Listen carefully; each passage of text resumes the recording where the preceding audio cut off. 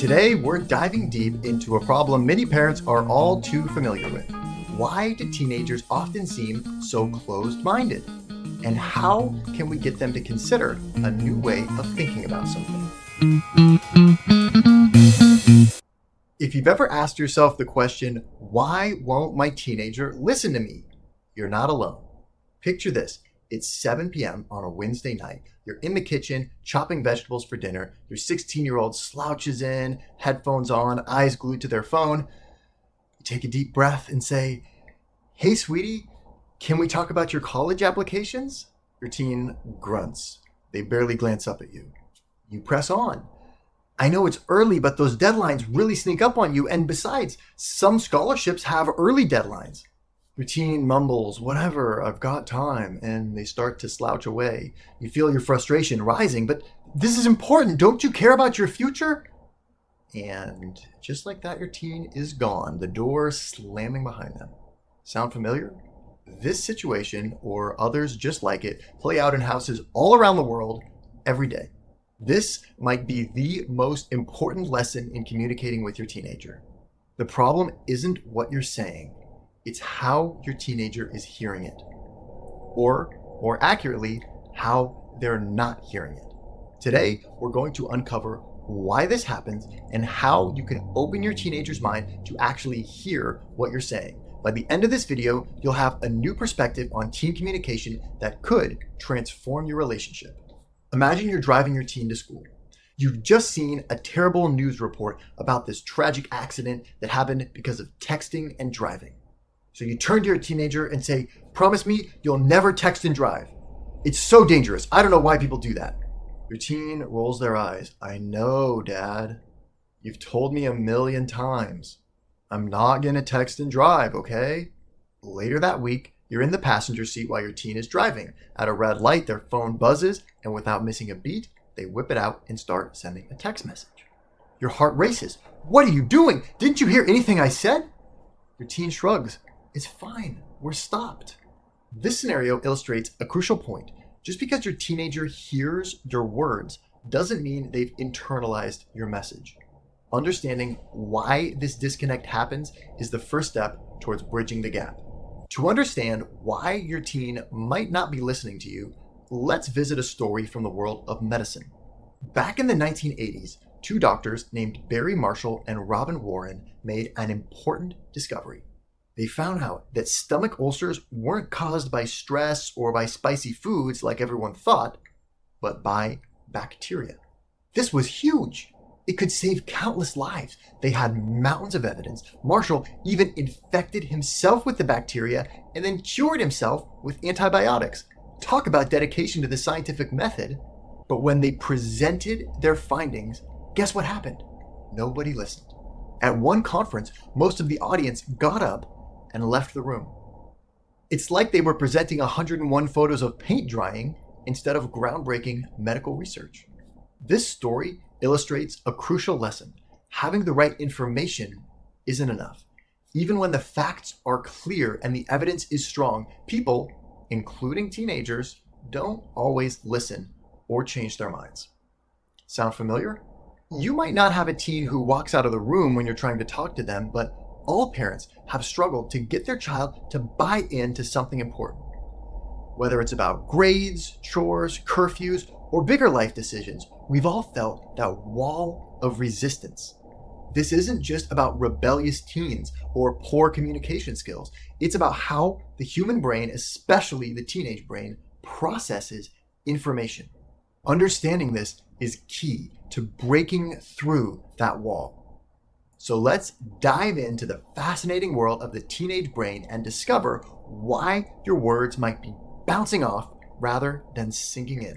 Imagine your teenager's brain as a complex filing system. Psychologists call these mental files schemas. When new information comes in and it fits neatly into existing files, it's easily absorbed. But when it doesn't fit, it either gets ignored or it causes a lot of confusion in there. The kicker is your teen's mental filing system is very different from yours. It's still under construction. They're still figuring out where to put everything. They have new files being created and reorganized all the time. So when you try to tell your teen something, if they can't immediately figure out where it belongs in their complicated, ever-changing mental filing system, maybe it just doesn't compute. It's like trying to force a square peg into a round hole. You're not going to get it in there. This isn't your teenager being difficult. It's their brain literally processing information differently from yours. Understanding this difference is the first step to more effective communication. Picture this. You're trying to convince your teen to spend less time on social media. You tell them about the negative effects on their mental health, the importance of real-world relationships, maybe even the risks of cyberbullying. But in your teen's mind, social media might be filed under the essential for life category, or maybe in the key to my identity file. Your well-intentioned advice might get put into the old people just don't get it file, or the mom trying to tell me what to do file, or maybe it just gets ignored or rejected completely. It's not that they're being difficult on purpose. Their brain is literally processing the information differently from yours. So how do we bridge that gap? The answer lies in what I call insightful communication. This is about creating an aha moment for someone else. Let's explore what that means and see how it can transform your communication with your teen. Imagine a light bulb suddenly clicking on in your teenager's mind. That is an aha moment, a flash of insight when something suddenly snaps into place. It's when new information collides with old ideas in just the right way, forcing a reorganization of those mental filing cabinets we talked about earlier. It's when your teen's brain realizes, I've been storing this information all wrong. I need to switch this around a little bit. These moments are powerful. They're the difference between information bouncing off and sinking in. They're what turn your words from background noise into transformative insights. But here's the million-dollar question. How do you create these aha moments? Let me share a personal experience that illustrates just how powerful and achievable these moments can be. Picture this. You're standing in front of a room full of parents who are all half asleep, sitting through a presentation about college drinking. That was the scene I faced as a research assistant working on an alcohol abuse prevention project. We had mountains of carefully prepared facts and figures, but nothing seems to be getting through. Then we asked parents to guess how many drinks their daughter would have on her heaviest drinking night in college. Most guessed 0 or 1. But the real data showed the most common answer from freshman girls was 9 drinks, with 10% reporting 13 or more. When we showed the two graphs next to each other, the room transformed. Eyes widened, pens scribbled furiously. Parents who had been checking their phones were now hanging on our every word. Our team had created an aha moment. And with the right approach, you can create these for your teenager too. If you want to revolutionize conversations with your teenager, here are 5 powerful strategies to create game-changing aha moments. 1, step into their shoes. Before you speak, try to understand their perspective. Are they resisting the summer job because they're nervous about responsibility or worried about losing time with their friends? 2, learn from past successes.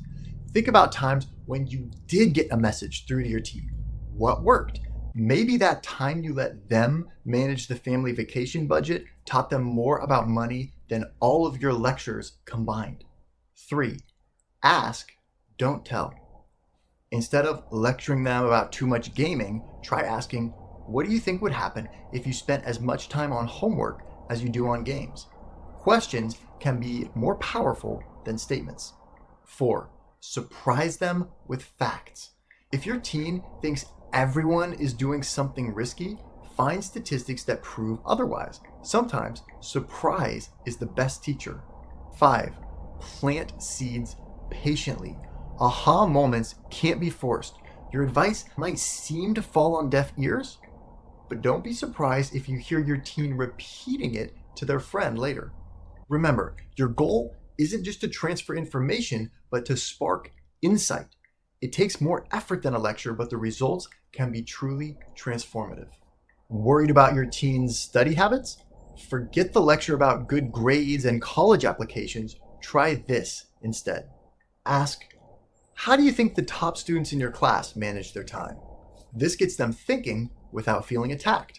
Follow up with, what do you think would happen if you tried their approach for a week? See what's happening here? You're not telling them what to do. You're inviting them to consider a new perspective. You're creating an opportunity for an aha moment. This approach turns a potential argument into a collaboration. It respects your team's autonomy while guiding them toward a better choice. And most importantly, it opens the door for real, lasting change. Concerned about your teen's social media use? Instead of demanding they put their phone away, try this approach. Share some surprising statistics about social media and mental health. Then ask, what do you think about that? Does that match your experience? This opens up a dialogue. It might lead to an aha moment about their own habits. You're not forcing your perspective on them. You're allowing them to come to their own conclusions. The key here is that you're treating your teen as a thinking, reasoning individual. You're providing information and you're asking for their thoughts, not just imposing rules.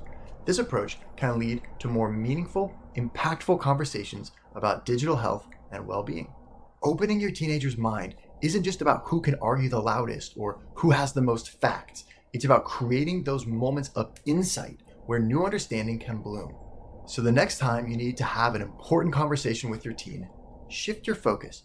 Don't just think about what information you need to convey or how you want them to behave differently. Think about how you can present your idea in a way that might create an aha moment. Maybe it's asking a thought-provoking question instead of making a statement. Perhaps it's sharing a surprising fact that challenges their assumptions. Or it could be finding a way to let them experience the consequences of their choices in a safe, controlled way. Whatever you choose, remember, your goal isn't just to transfer information, but to spark insight. It might take more time and creativity than a straightforward lecture, but the results can be truly transformative. You might be surprised at how much more they hear you when you focus on opening their mind rather than just filling it with information. And who knows, you might even have a few aha moments yourself along the way. Thanks for watching, parents. If you found this helpful, give it a like and subscribe for more insights into communicating with your teenager. And hey, share this video with other parents who might need it. We're all in this together.